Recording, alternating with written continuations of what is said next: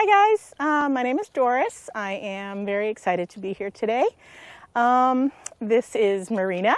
She is my 97 Jeep Wrangler and probably one of the most important things in my life. I got into Jeeping actually kind of by accident. It's something I've always loved, camping, off-roading. I used to drive an old Jeep way back, and I've always wanted one, but never really pulled the trigger. I used to be a full-time dive instructor and a skydiving instructor, and I always had big SUVs to carry around all the gear. So it just wasn't practical. So my now husband and I were taking a bike ride, and we saw a Jeep for sale on the side of the road, and we were just like, I've always wanted one. And he said, really? He's always wanted one. So we looked at it, and I had already fallen in love with it. It had a Life is Good, sticker on it. And I was like, that's all about me. So we looked at it, and it was a rust bucket. And I was like, I don't care. It's beautiful. I love it. And he's like, no. I have a buddy that has one for sale, and let's go look at that. So we did, and it was a gray YJ, which we did end up buying, and we kind of bought it together. And it was, gosh, I don't even know how long we had that. And I knew, I'm like, okay, this isn't working. I'm going to need my own Jeep. And so I started kind of looking around, just, not really knowing what I was going to look for. And I saw this Jeep. And obviously the color, was just, this is my Jeep. I knew it. I had her named before I even went to the dealership to look at her. And so Bobby came with me, and I said, please don't find anything wrong with this Jeep, And we drove it around, and, it went into four-wheel drive, but it would pop out. And I was like, well, you can get that fixed, And we did. I ended up buying it, and I feel like I really lucked out that it was an inline six, that it was in really great shape, because at the time, I didn't really know what I was looking for. I hate to say it, but I was sold on the color. It was so unusual. It was actually a stock color in '97, and you just don't see that many of them. And it's my favorite color, and I'm a water girl, ocean. I've been scuba diving forever, so it's just kind of, I felt at one with with this Jeep from the get-go. And I kind of figured it was going to be my little tootle around, go to the beach, hang around, do fun stuff with. No intention of modifying it. I mean, it actually had 33-inch tires. It was lifted a little bit, and I just thought that looked cool. I really didn't think much about, off-roading or anything at the time. And, just tootled around, and I get very addictive in my hobbies. I don't just scuba dive. I become a dive instructor, and I travel around the world, and I sell scuba diving vacations for my job. I don't just skydive. I became a skydiving instructor. I jumped out of all kinds of specialty airplanes like Ford Trimotors and Super Constellations and crazy stuff. So I always kind of get very involved in my hobbies. And so, we went to some events, and there was actually a Jeep Girl event that had some off-roading, and it had a class on, how to use your winch, how to use a high-lift jack. It was up at the Market of Marion up in Ocala, and the same guys that work on the Jeeptoberfest course, Stephen Felder and Stephen Shaddix, were part of the crew that helped set that up. And I met some incredible women at that event. And sometimes you meet people, and, we just clicked. And these are girls that we not only Jeep and off-road together, we have gone to you know, scalloping and fishing trips and Cirque du Soleil shows, and they've come scuba diving or snorkeling with me down in the Keys when I go to catch lobster.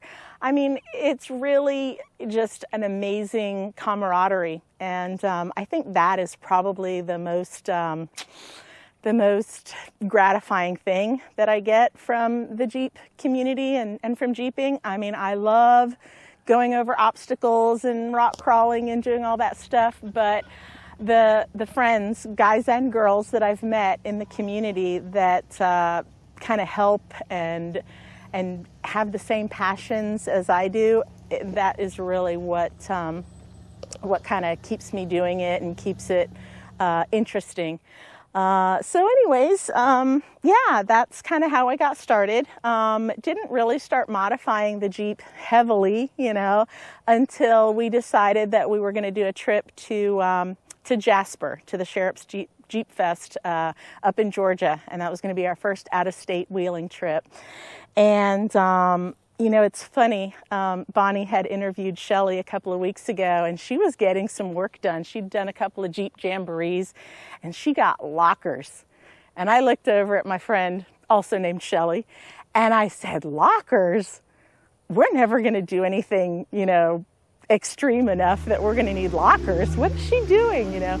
Well, here we are, you know, a few years down the road, and we've got ox lockers front and rear. We're decked out with, you know, we've re-geared 456 gears, went to 35-inch tires, and just whatever Marina wants, you know, Marina gets. She's not my daily driver. She's my toy, and she's a needy baby because she does she does get a lot of attention, but it's just really funny when I look back thinking, you know, I'm just going to tootle around in the Jeep. I never dreamed that we would do some of the things that we've done.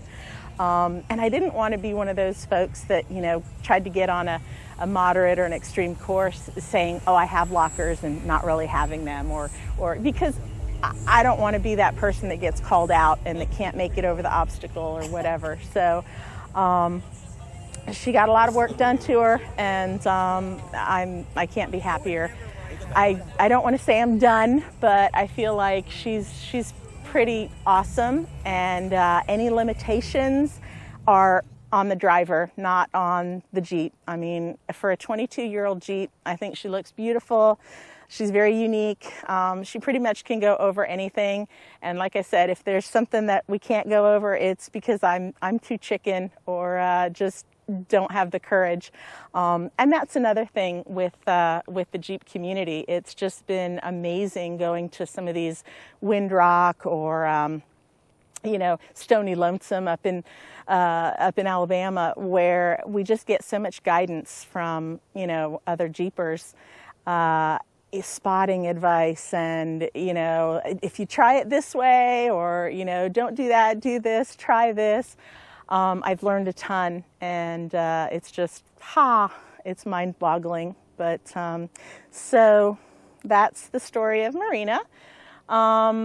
We've always been active camping and off-roading, so we're also part of a little community of overlanding, which is kind of a hip term for camping, usually off-road, back-road, primitive, where you are just self-contained.